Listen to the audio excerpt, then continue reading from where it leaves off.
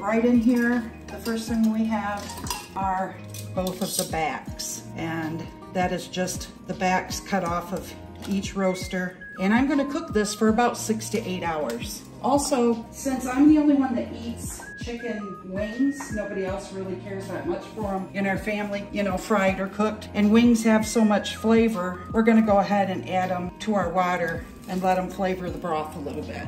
So now I'm gonna go wash my hands real quick.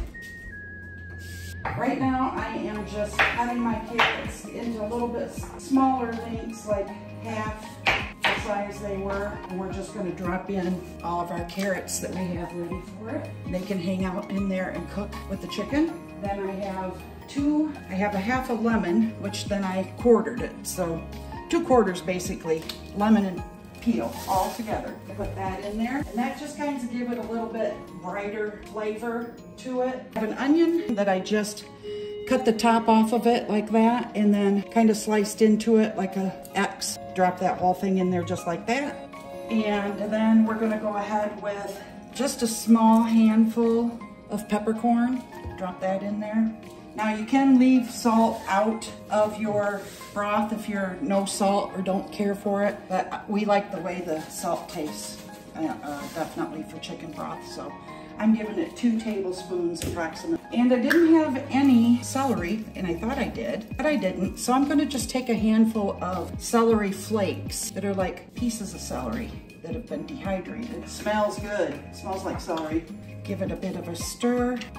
You could also put in, you know, parsley. Garlic is the other thing that I need to add. And I'm not peeling the garlic.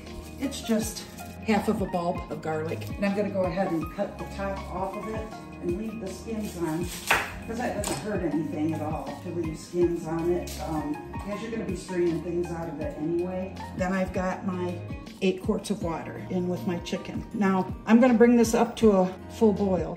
And then what we're gonna do after that is put the lid on it, and I'm gonna let it just simmer all day, like 6 to 8 hours. After this, after we get this ready, and I show you what it looks like when we're ready to can it, then we'll go ahead and can it up in quart jars. Really simple to do. You can also take, like when I buy a roaster chicken, I have my husband, if he uses the last of it, throw it right in the freezer, because he likes to take roaster chicken to, you know, to work and eat for a couple days. So when he gets down to the last of it, I have him throw the carcass in a Ziploc bag and put it in the freezer, and that way if I need to make broth and I don't have any chicken to cook up, I can use the carcasses to make my stock. And in that case, or if you roast your own chicken, in either case, throw your carcass in a bag, in a Ziploc bag, and throw it in your freezer like we do the parts to our vegetables. And then when you're ready to make a stock, you can just pull that out, drop your bones into the pot, add your water and your vegetables and your herbs, anything else you want in your stock, and put the lid on it, let it cook all day. You're gonna get stock also out of just that. So you're getting 2 things for one. You're getting your roaster chicken to eat, and then you're also getting your broth, which I don't know if you've noticed, but broth has gotten very expensive in the store. To buy a quart of broth, that's a lot of money. So if you're already gonna buy a roaster chicken, why not just save it? Like 2-3 carcasses will make a giant batch of broth, which will save you about $15 to $18 in buying broth. There's an idea for something you can hang on to your chicken bones for. So I'll bring you back when this is cooked for 8 hours, 6 to 8 hours. I'm gonna keep checking on it.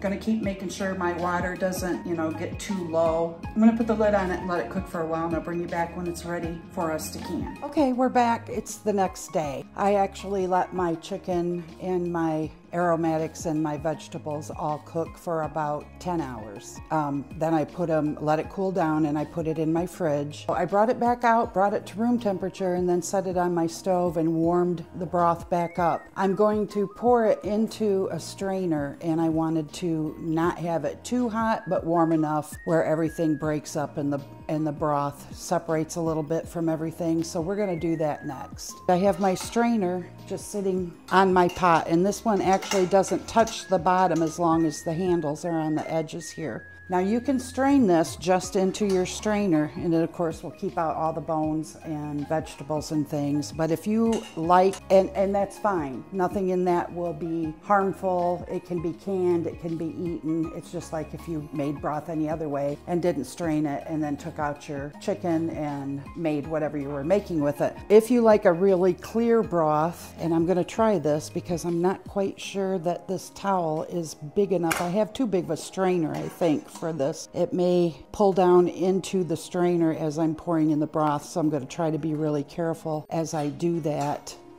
Let's see what it's going to do. I'm going to try to be really slow and careful as I pour in the broth. That way, hopefully, this will not fall into my broth, and it'll strain through the towel and it'll get out every impurity, and your broth will be clear. So here's my broth. It's got my chicken and herbs and everything in it. Not too much fat, because I did skim off the impurities as I was beginning to cook it. It smells good. It looks really good. It's good, but we're going to do a taste on it before we go ahead and can it up, just to make sure it's got enough of everything we want in it, including the salt. What I had left in my pan.